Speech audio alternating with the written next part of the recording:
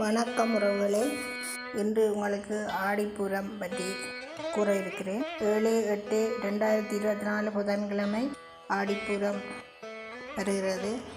அம்பாளின் திருநாள் ஆடிப்பூரம்.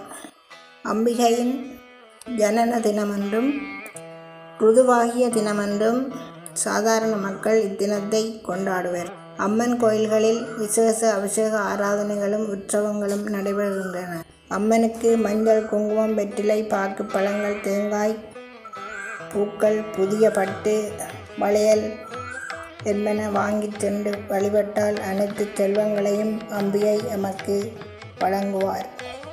ஆத்தாளை எங்கள் அபிராமவல்லியை, அண்டமெல்லாம் பூத்தாளை, மாதுளம்பூ நிறத்தாளை, புவியடங்க காத்தாளை, அங்கையில் பாசாங்குசமும் கரும்பு வில்லும் சேர்த்தாளை, முக்கண்ணியை தொழுவார்க்கொரு தீங்கில்லையே.